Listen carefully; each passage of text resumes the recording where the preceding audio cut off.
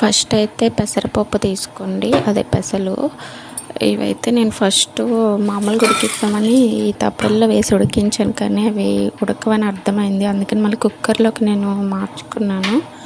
ఇప్పుడైతే స్టవ్ వెలిగించేసుకొని 1 కప్పుకి 2 కప్స్ వాటర్లో పోసుకోండి. నేనైతే అంచనా ప్రకారంగా వేసుకుంటున్నాను. ఇదైతే ఫస్ట్ వేయించుకోండి పప్పునైతే మంచిగా. స్మెల్ వచ్చినంత వరకు వేయించుకున్నాక మాత్రమే మీరు ఉడికించుకోండి, అలా అయితేనే త్వరగా ఉడుకుతుంది. ఒక 7 విజిల్ అయితే పెట్టుకోండి పప్పు ఉడకడానికి. గ్యాప్లో మనం ఇవైతే నేను ఒక 4 అవర్స్ అలా నానబెట్టుకున్నాను.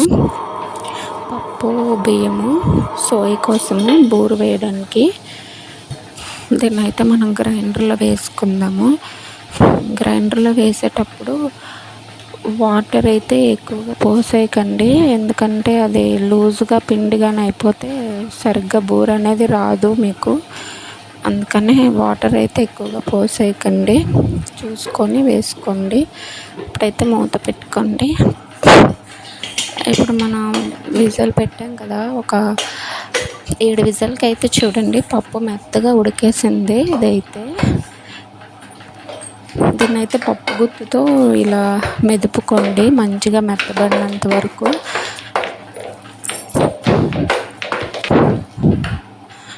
ఇది చిన్న చిన్న పప్పులు అయితే అస్సలు ఉండిపోకుండా మెత్తగా అయితే మీరు మెదుపుకోండి.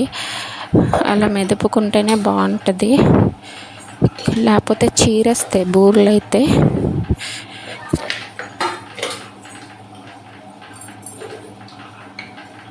ఇప్పుడైతే బెల్లం 1 కప్పు పప్పుకి 1 కప్పు బెల్లం అయితే వేసుకోండి.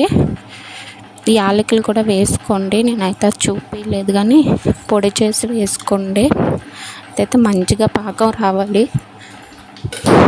మంచిగా పాకం కోసం బెల్లం అయితే వేసుకొని నీట్గా మళ్ళీ ఒకసారి ఇలా మెదిపేసుకోండి, త్వరగా పాకం వస్తుంది.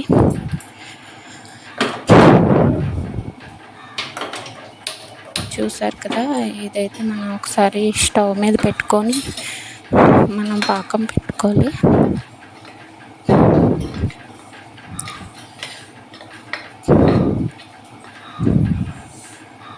ఒకసారి చుట్టూ కుక్కర్ కంటిందంతా కొంచెం కలిపేసుకుంటే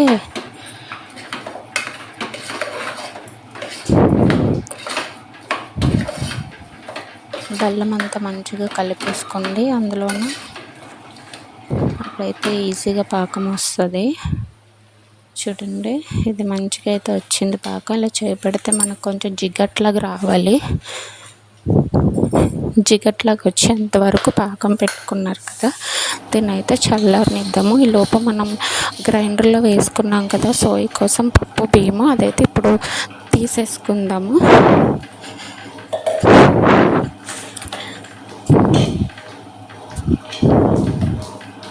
చూసారా, పిండి లూజ్గానే ఉంది కదా. మనమైతే వాటర్ ఎక్కువ పోసేయలేదు, ఎందుకంటే మళ్ళీ దీంట్లో చక్కెర కూడా కలపాలి. అయితే చక్కెరని కూడా మీకు దాంట్లోనే వేసేద్దాం అనుకుంటున్నాను. గ్రైండర్లో వేసేసుకుంటే మనకి ఇంకా మంచిగా కలుస్తుంది కదా, అందుకని నేనైతే గ్రైండర్లోనే వేసేసాను. చక్కెర యూజ్ చేసుకుని బయట అంటే సోయి కోసం అయితే బెల్లం కూడా వాడుకోవచ్చు, కాకపోతే చక్కెర అయితే టేస్ట్ బాగుంటుంది. ఇంకా అది తీసేసుకున్నాం కదా మనం. ఇప్పుడైతే చల్లగా అయిపోయింది ఈ పప్పు అయితే. మనం పాకం పెట్టుకున్నది అయితే చల్లగైంది. ఇప్పుడైతే ప్లేట్లోకి తీసేసుకుందాం దీన్ని. చేతితోనే ఓడ్చాలి, లేదంటే ఇది మొత్తం దీనికే అంటేసింది చేసిందంతా. మనమైతే దీన్ని చిన్న చిన్న ఉండలుగా మనం చుట్టుకుందాము బూర వేయడానికి. ఇంకొకసారి చేతితో మెదుపుకోండి ఎక్కడైనా చిన్న చిన్నగా, అంటే మరి గింజల్లాగా ఎక్కువ ఉండిపోతే ఇచ్చిపోతుంది బూర అనేది. సో అందుకని అయితే మంచిగా ఉండలు చుట్టుకోండి మీకు నచ్చిన సైజులో. ఇలా చుట్టుకున్నాక ఇప్పుడు పిండిని ఒకసారి అడ్జస్ట్ చేసుకుందాం మనం. ఇది ముద్దగా ఉంది కదా, దానికి సరిగ్గా వాటర్ మనం అలానే తీసేసి పక్కన పెట్టాను నేను. ఇప్పుడైతే దీంట్లో కొంచెం సాల్టు అలాగే నేను ఆల్రెడీ చక్కెర గట్ట వేసేసాను కదా, చూసారు కదా, గ్రైండర్లోనే వేసేసాను, సాల్ట్ కూడా. ఇప్పుడైతే పిండి చూడండి, మరీ లూజ్గా కలుపుకోకూడదు, ఒకేసారి వాటర్ అయితే పోయకండి, ఇలా కొంచెం కొంచెం పోసుకుంటే మనకు తెలుస్తుంది. చూడండి, ఇలా లైట్గా ఇలా జారేటట్టు ఉండాలి, అలాని మరీ లూజు కాదు, ఇలా అయితే మంచిగా వస్తాయి. ఇప్పుడైతే ఆయిల్ హీట్ అయింది లేదు చూసుకుందాం. మనం ఆయిల్ పెట్టుకున్నాక ఇంకొకసారి అలా చుట్టుకొని వేసుకోండి. ఒక్కొక్కటి చూడండి, 3 వేళ్ళతో వేసుకుంటే మనకి అంటే చుట్టూ పిండి అనేది మంచిగా అంటుకుంటుంది దానికి. ఎక్కడైనా పిండి కానీ తక్కువైందంటే ఇచ్చిపోతుంది బూర అనేది, అందుకని కొంచెం పిండి మాత్రం జాగ్రత్తగా 3 వేళ్ళతో అలా ముంచేసి వేసుకోండి. ఇది ఆయిల్ అయితే బాగా హీట్ ఎక్కేసింది, అందుకని నేను ఒకటేసి ఆపాను. చూసారా మాడిపోయింది.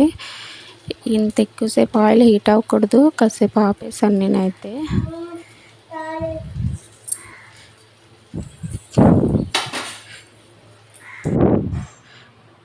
ఆపేసి మళ్ళీ అయితే పెట్టుకున్నాను. ఒక్కొక్కసారి అంతే కదా, ఆయిల్ బాగా హీట్ అయిపోతే మాడిపోతుంది వేసిందైతే. ఇప్పుడైతే మళ్ళీ నేను ఆయిల్ కాసేపు చల్లన్నాక మళ్ళీ స్టవ్ వెలిగించేసుకున్నాను. ఇప్పుడైతే వేస్తున్నాను.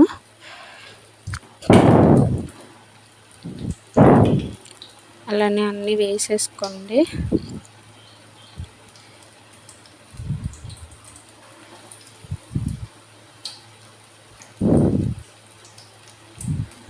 మీరు వేసేటప్పుడు అయితే ఒక్కొక్కటి మళ్ళీ కొంచెం అలాగే చేతితో కొంచెం తిప్పుకోండి, అటు ఇటుగా రౌండ్గా వస్తుంది కదా.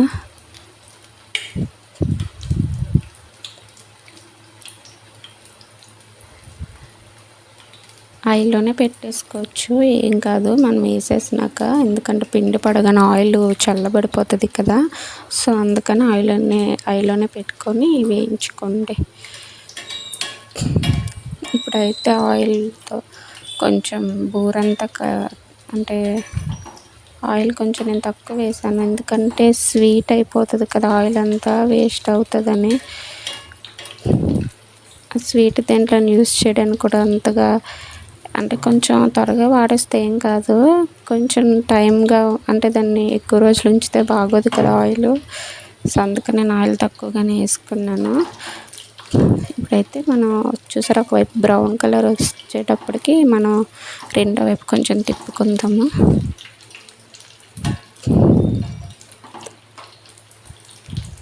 మంచిగా వచ్చాయి కదా, ఇచ్చిపోకుండా అయితే వస్తాయి. ఈ సోయకి 1 కప్పు పప్పుకి 2 కప్స్ బియ్యం అయితే వేసుకోండి నానబెట్టడానికి. చూడండి, ఇలా బ్రౌన్ కలర్లో వచ్చాయి మంచిగా.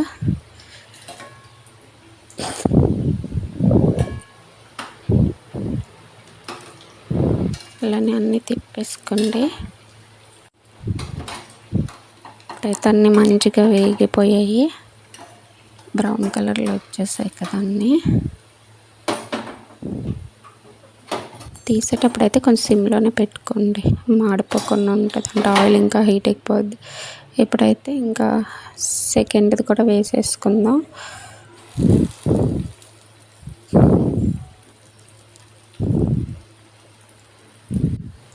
అలానే అన్నీ వేసేసుకోండి. చూడండి ఎంత బాగా వచ్చాయి కదా. మన ఛానల్